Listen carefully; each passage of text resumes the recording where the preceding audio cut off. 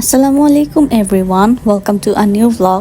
আজকে আমার ব্লগের কাহিনী দেখেন। বাসায় হচ্ছে দুইটা গিজার কিনা হয়েছে। শীতকালে আমাদের সবচেয়ে দরকারি জিনিস হচ্ছে এই গিজার, আর আমাদের গিজার একসাথে দুইটাই নষ্ট হয়ে গেছে। আমাদের রুমে নষ্ট হয়েছিল এক সপ্তাহ আগে। এরপর আমরা হচ্ছে আম্মুদের রুমটা ইউজ করছিলাম। এরপর দেখা যায় আম্মুদেরটাও ঠাস করে নষ্ট হয়ে যায়। আর আমাদের যেহেতু গিজার কেনার প্ল্যান ছিল, তাই একসাথে দুইটাই অর্ডার করে এসেছিলাম আমরা।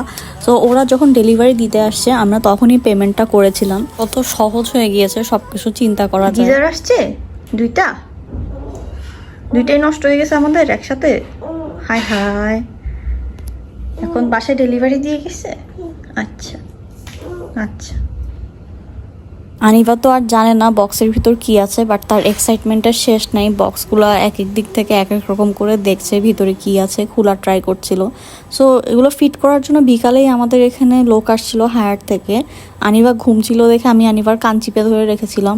উপরে আমাদের যে ফলস রুফগুলো আছে ওগুলো খোলার জন্য সাউন্ড হচ্ছিল, আর আনিবার অবস্থা দেখেন, সে তো ঘুমছিল। বাট আর কতক্ষণ ঘুম থাকবে, ম্যাডামের ঘুম ভেঙে গেছে এবং ঘুম থেকে উঠেই দেখে রুমের মধ্যে মানুষজন। সে তো নার্ভাস হয়ে গিয়েছিল।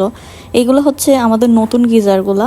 এগুলো আমরা রাতের বেলা একটু খুলেছিলাম দেখার জন্য ভিতরে সবকিছু ঠিকঠাক আছে নাকি, কারণ মিস্ত্রিরা আবার কালকে আসবে, এসে গিজার লাগিয়ে দিয়ে যাবে। আজকে জাস্ট দেখে গেল সব ঠিকঠাক আছে নাকি। আর এক্সট্রা কিছু জিনিসপত্র কিনতে হবে, ওগুলো কিনা হলে পরদিন লাগাবে। এটা হচ্ছে পরদিন সকালবেলার ক্লিপ।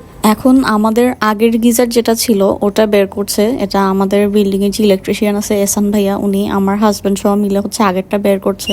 আনিবা মাত্র ঘুম থেকে উঠেছে। ও ঘুম থেকে উঠেই দেখে আরেক কাহিনী শুরু। বাসায় মানুষজন, মিস্ত্রি, জিনিসপত্র, ড্রিল মেশিন। আনিবা তো ড্রিল মেশিন দেখি ভয় পেয়ে গিয়েছে, কারণ ও ড্রিল মেশিনের সাউন্ড একদম সহ্য করতে পারে না। আমি আনিবাকে কোলে নিয়ে একবার এই রুমে যাচ্ছি, একবার ওই রুমে যাচ্ছি। এটা হচ্ছে আম্মুদের রুমে যখন কাজ করছিল তখনের ক্লিপ। হায়ার থেকে লোক আসছিল, আনিবা দেখছিল অবাক হয়ে যে ওর উপরে কোথায় উঠে যাচ্ছে, কি করছে, এই আর কি চলতেছে। আমি আনিবাকে কোলে নিয়ে একবার এই রুমে যাচ্ছি, ওই রুমে যাচ্ছি। এর মধ্যে আবার আমাদের রুমের গিজারটাও নিয়ে আসছে লাগানোর জন্য। এটা ছিল আমাদের রুমের গিজারটা। আনিবা তো খুবই অবাক, এটা কি জিনিস। আবার ওরা যেহেতু এখানে পাইপগুলা ফিট করছিল আমাদের রুমেই বসে বসে, আনিবা আমার কোলে বসে খুব মন দিয়ে দেখছিল সব কিছু। ওর জন্য তো আসলে সব কিছুই ইন্টারেস্টিং। ওর সব ঠিক আছে, জাস্ট যখনই দেখে ড্রিল মেশিনের কিছু করবে, ড্রিল মেশিনের সাউন্ড হয়, তখনই খুব বেশি ভয় পেয়ে যায়। আর এখন মাশাল্লাহ মানুষজন দেখলে তেমন ভয় পায় না। আগে হচ্ছে বাসায় ছেলেরা কেউ আসছে দেখলে ও হচ্ছে খুব নার্ভাস হয়ে যেত।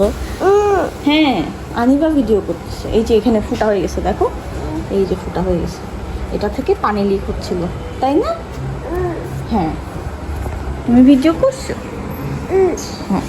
সো গিজার লাগানোর পর এরপর আমরা সন্ধ্যার সময় একটু বের হয়েছিলাম। আমাদের এখানে ছোট ছোট ডগির বেবি কতগুলো আছে, আনিবাকে ওগুলো একটু দেখালাম।